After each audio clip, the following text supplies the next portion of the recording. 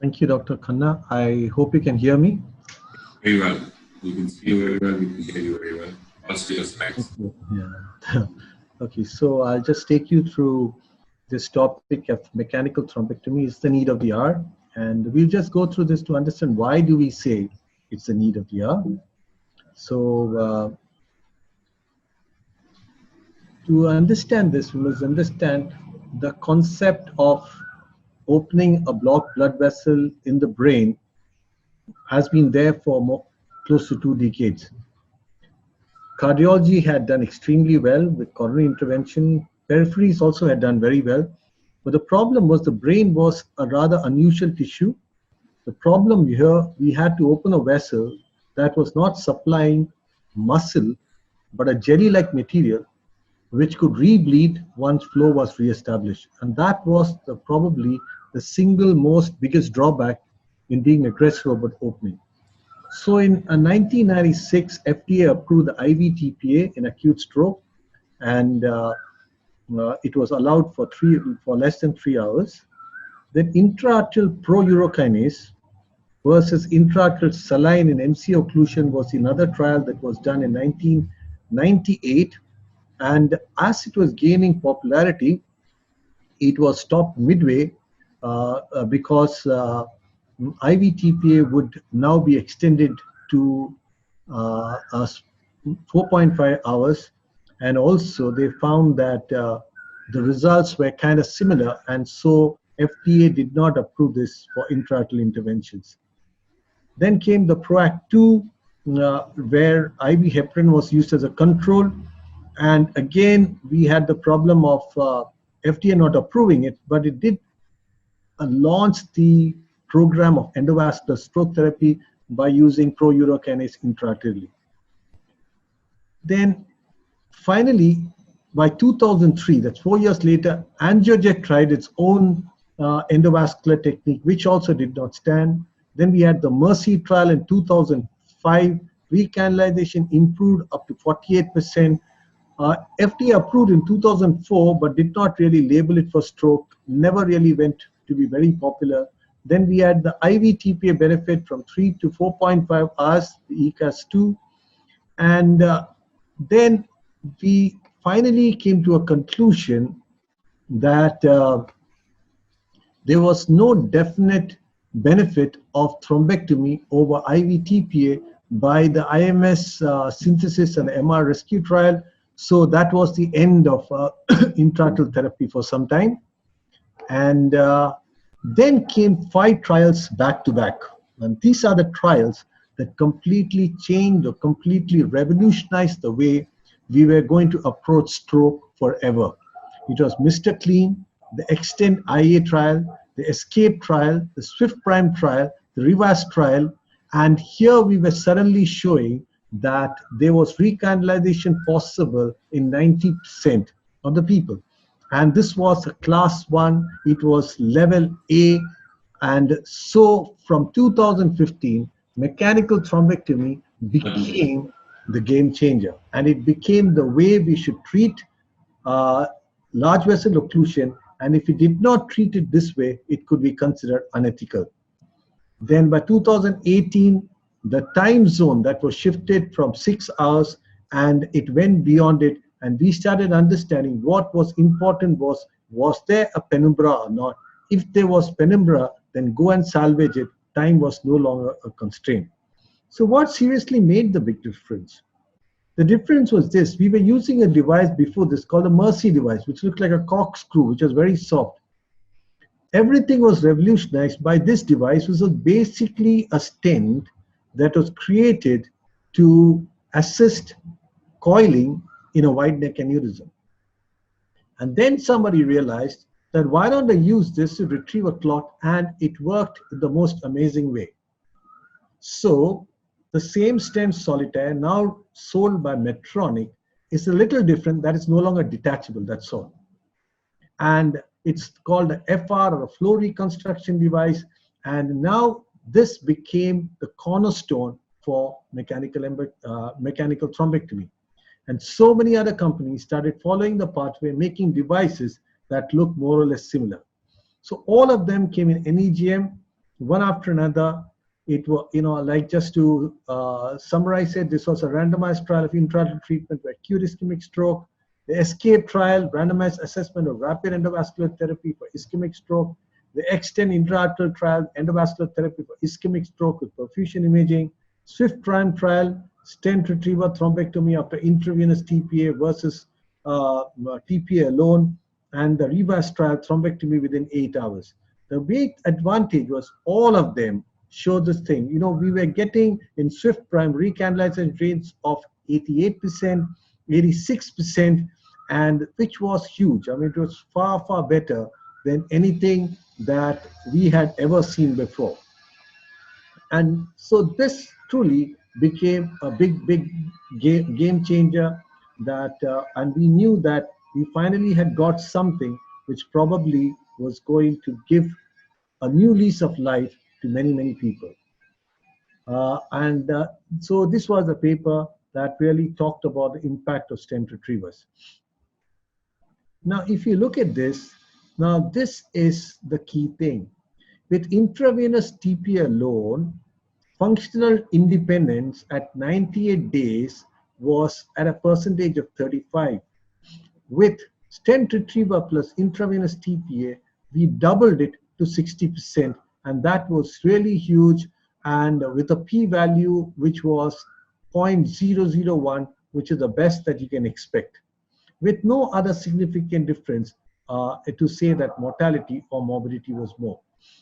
So this is it. This is a big shift that we got, and reperfusion, as you said, was available in 88% of the people. Again, a huge shift. So in 2015, the stroke guidelines would change completely. So what was the guideline that we have?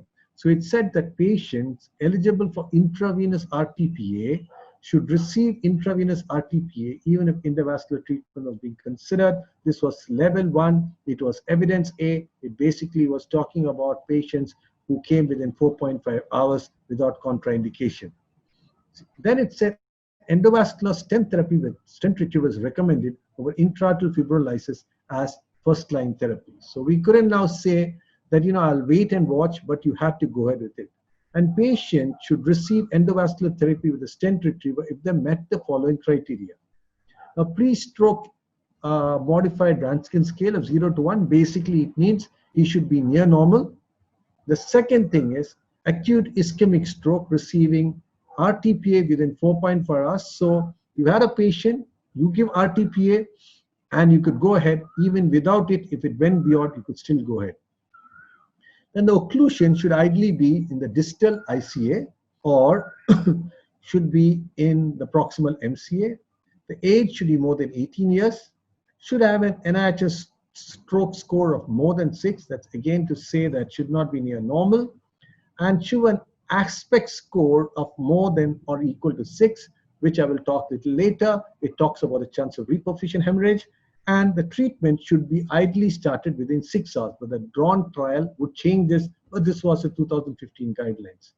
As with IVTPA, reduced time from symptom to reperfusion is associated better result. So time was drained and we had to hurry through it. And to ensure benefit, one had to expect a near normal flow of 2B3, that is near normal to a normal flow.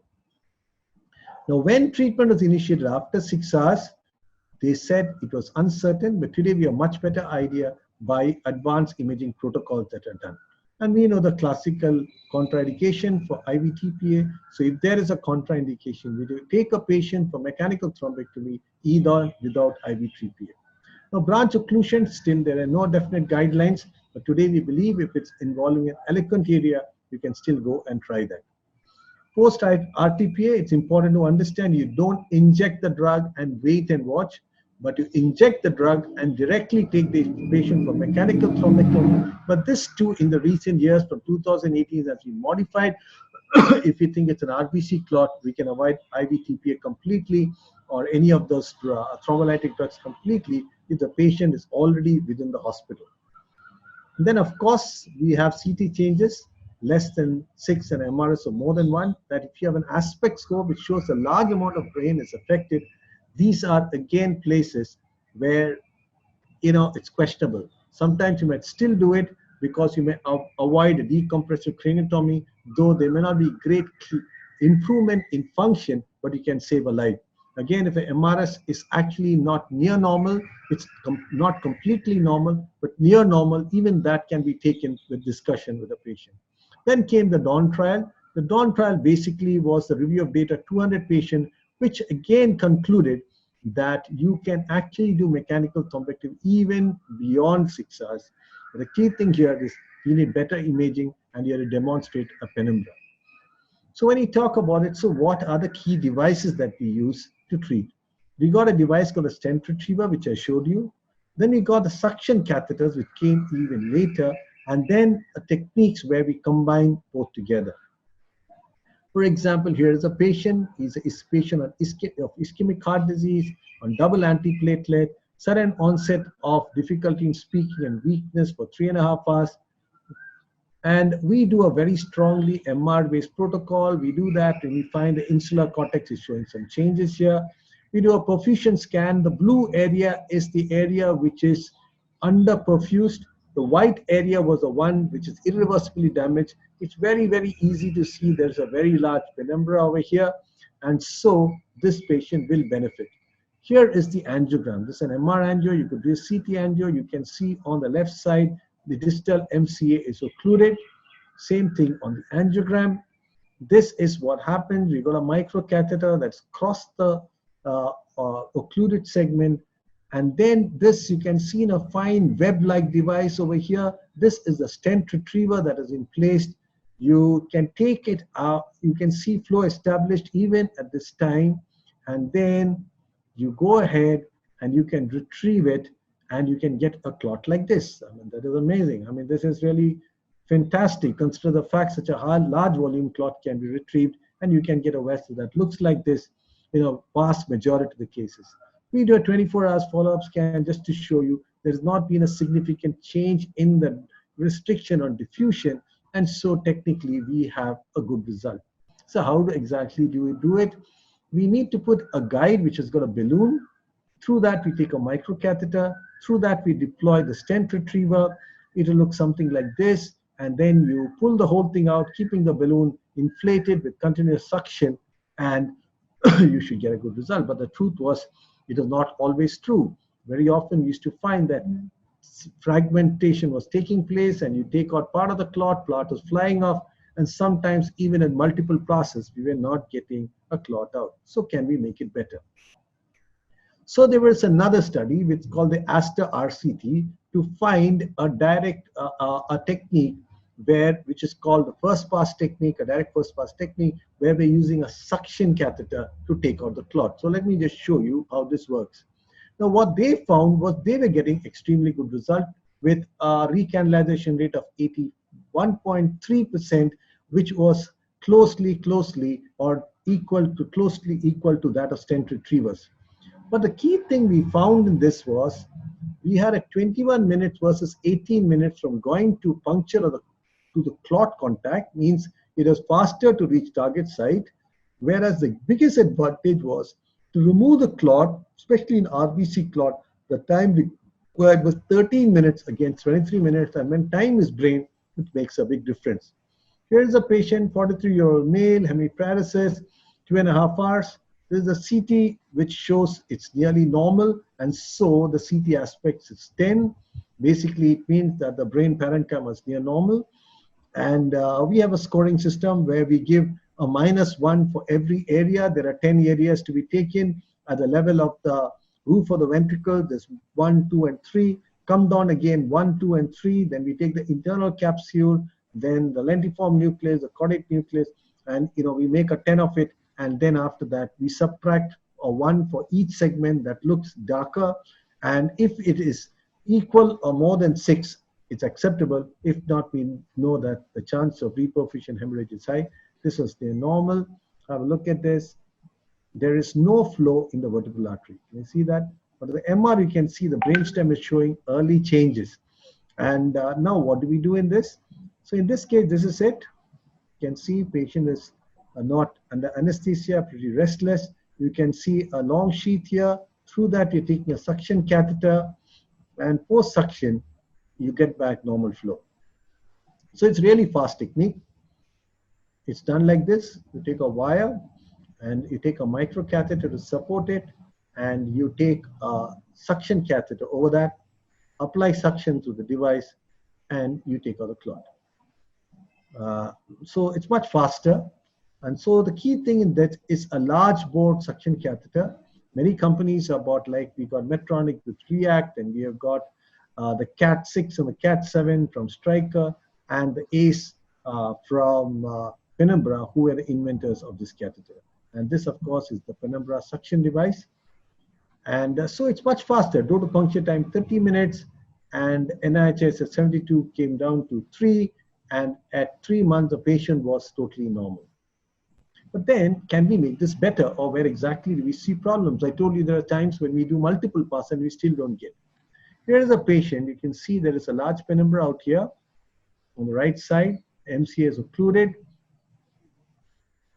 and this is it.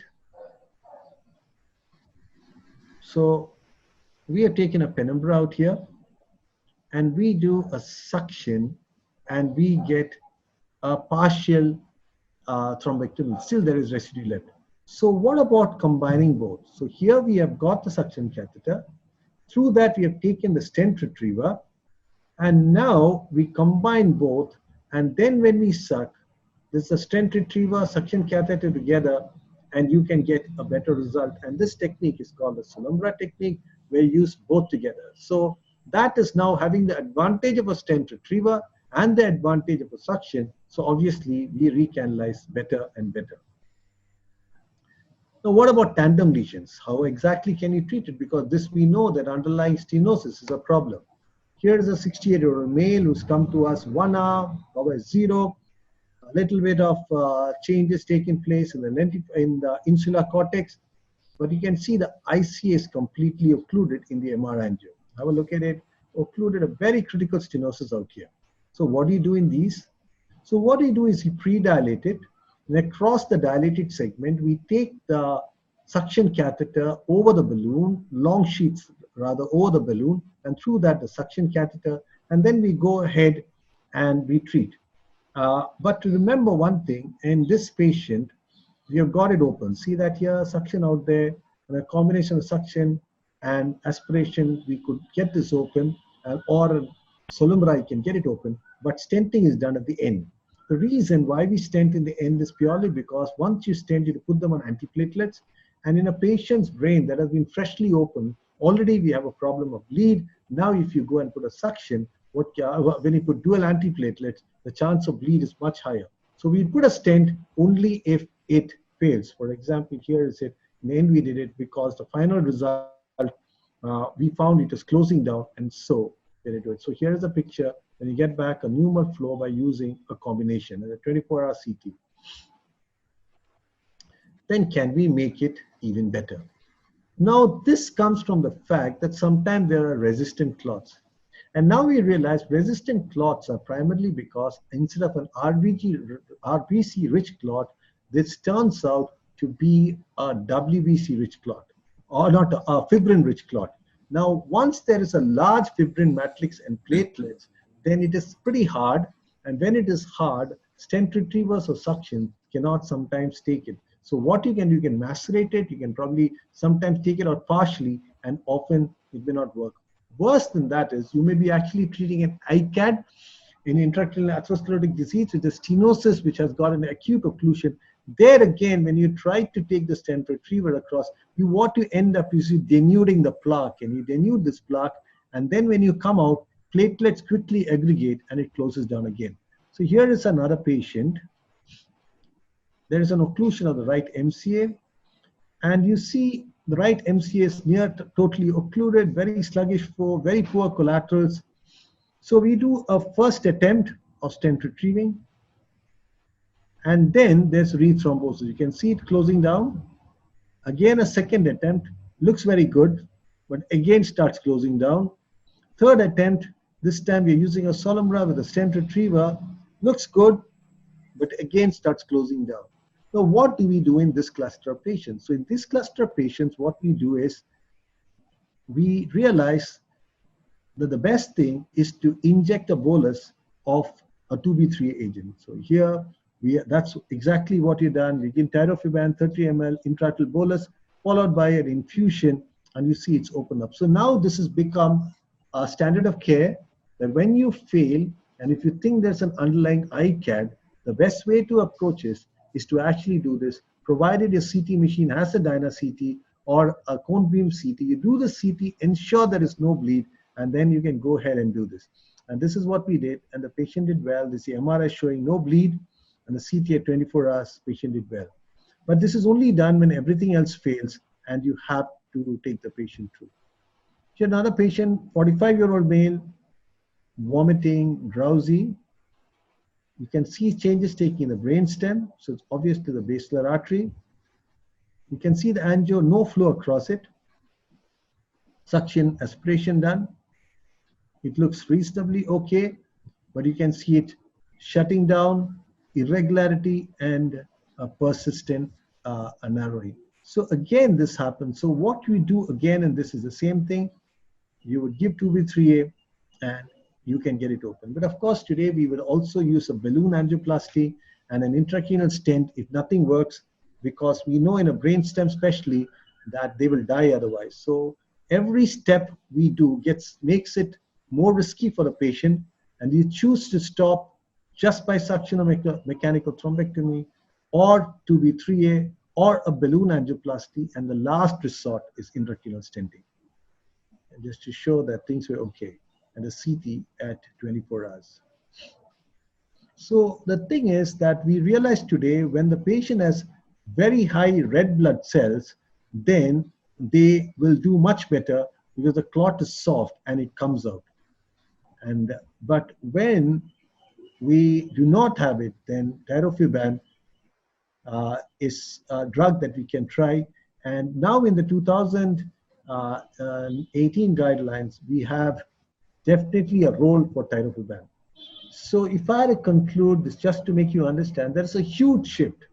We're talking about recanalization rates of more than 80% and a near normal neurological function in 60 to 65% in patients who come within the window period.